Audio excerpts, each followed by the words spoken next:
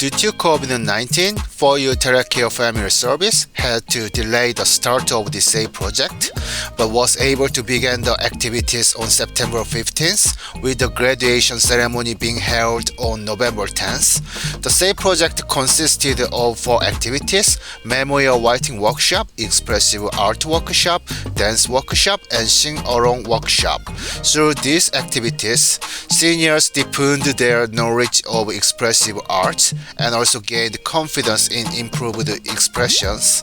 The final activity, a musical workshop, will begin practices on November 13th until the beginning of March 2021. The running activities will be newly opened for about 10 weeks. If you want to register for an activity, please contact us at 416-447-3535 or send us an email at futfs@gmail.com.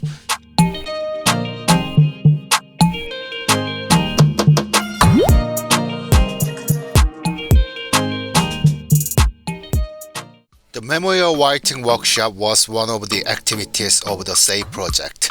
Participants shared their thoughts, feelings, and history in small groups by writing stories about the themes or moments that were memorable parts of their past. The instructor of this workshop was Miss Heather Sheldrick, who is the facilitator at FUTFS English Cafe. My name is Heather Sheldrick, and I've been teaching at the Korean Center for almost 2 years now. Mostly it's conversational, but for 8 weeks, I'm doing a writing program so that the students, which are seniors, are able to express themselves with writing. And they are writing memoirs about their life, and they are also writing small stories. Okay, well, we're doing it in segments of 10-year periods, like from birth to 10 years old. And then the next week they write about their teenage years, and so on.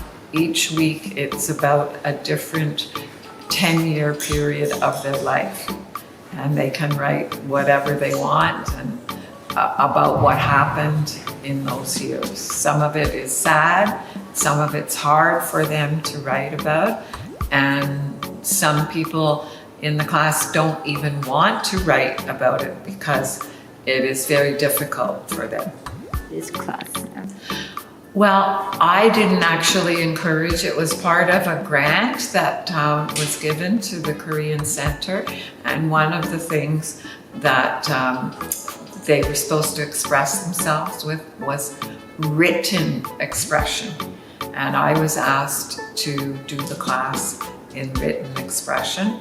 And for those that found certain things too painful, I gave them other topics so that they could write about, for instance, the girl on the chair, the Korean girl on the chair, or they can write about a poem about trees.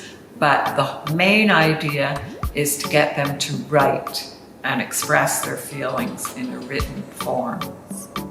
My goal for the class was to help them as much as I could with written expression, and also I wanted to help them realize parts of their life, and not everybody's life is always happy. So if it's painful for them, it's better that they don't do it, because this was supposed to be a reflection class, so that they can look back over their life and enjoy their life up until now. Some of the people did not want to do their homework, and that is why I gave them other topics to write about. Sometimes I had difficulties with the class because they didn't do their homework, and I had a lot of information during the class to give them, to get them motivated to write. So I decided that since some of them didn't do their homework, I gave them time in class to do their writing, but not for the whole 2 hours. The class is 2 hours long, and most of it was discussion, and then I gave them time to write for about a half an hour during the class. Okay. The type of class I enjoy best, which I did before the memoir writing, was conversational, conversation English. And that I really enjoyed, hearing them improving their speaking of the English language. And that was the type of class I enjoyed, to have the back and forth listening and speaking. So when the memoir writing class is over, I'd like to go on with the conversational class. Ms. Sheldrake guided and informed participants of what the memoir writing workshop was about, how to write in expressive ways, and how to write well. Ms. Sheldrake understood that most of participants were new to memoir writing and that each person's expectations of this workshop would be different. Therefore, she mainly provided guidelines and directions tailored to each individual through questions and answers. Let's take a look.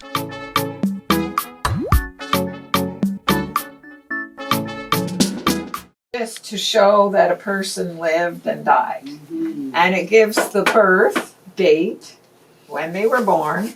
This sort of ties in with memoirs, right? That's why I'm doing it. So when they were born, and then there's a dash. And then there's the date when they died. So, and that's the way we do it, most of the thing. Like my mother's was September 9th, and then the dash till when she died. So the dash is like this. Okay. But in our life, the dash is like this. It's all what happened in between the birth and the death. Yes. So that's what this dash is, like a dash. Okay? So this poem is about the dash. So, 1, 2, 3, 4. Okay, well, there are 5 of us. Well, okay. Who wants to start reading? Okay, good. One verse. Yeah, okay. I read of a man who stood to speak at the funeral of a friend. Okay, you know a funeral? You know that word? When they died. Okay, sorry. He referred to the dates on her tombstones from the beginning to the end. Okay. This is a dash, right? From the yeah. beginning to the end. Right. The end. Okay. Well, very good. So do you want to give that to me and I take it home and check it or no? Yeah? Yeah? Okay. Good. And do you have any questions about the one that I checked? Okay, Keon, what did you write about? No idea. Yeah, okay. What did you write about? About the pollen leaves. Falling leaves. Falling Is it a poem? Like another poem? Okay, good, good. But it will take a long time to make it perfect. To make it perfect. Yes. Well, I know, but some of the tenses, Mhm. when you're talking about certain things, Okay. some of the tenses are a little different Okay. because you're talking in the past. And then, So I just thank you. corrected, but it's very good. So this is the one you did this week? Yeah, 50. Okay. Yeah. Okay. Do you want to read? Yeah, sure. Okay. Yeah. So after my daughter left Korea to study, I started to consider coming back to my career as a TCM doctor. First, I worked as a paid doctor for a couple of years. So I chose my career in college to follow the wishes of my father. As I mentioned, it was an interesting experience at the beginning as a first-year student. As time passed by, I was lonely and missed my family, especially my mom and father. My father, a man who cried, sent a letter to me, and he described how he missed me and how lonely he was without me. That was far beyond my imagination because he never expressed his love to me or to other family members. I still regret not replying to him. I wasn't used to express my feeling either. During the 6 year of university, I lost two very important persons in my life, and I met the love of my life. In my fourth year, I lost my best friend in an accident. Since we both were far away from home and lonely, we spent time together like we were real sisters. We depended on each other and shared everything. Every morning she came to help me walk to school. If we were apart for a while, when we met together, we would talk about all the things that went on as though we had been away from each other for a long time. I remembered when I returned to campus after her death, there were a lot of students going out on campus with happiness and excitement. Midterm examinations were just over, and being young and energetic and alive, they celebrated. There were cherry blossoms falling down like snow. I couldn't accept the fate that a young, innocent, and beautiful girl had to die without any compensation. Maybe at the time I thought if I adored someone or something too much, God would take it away from me. That experience lingered with me for a long time and changed me in certain ways. I started to think that all those things will not last long. I thought I had to do my best, not for the future, but for the now. My father passed away when I was in my last year in university. That was also a sudden death. After the memorial ceremony of his ancestors, he was with his brother, and on their way home they visited to the hospital. He suffered a heart attack, perhaps because he had consumed quite a lot of alcohol after the ceremony. Before that, it had never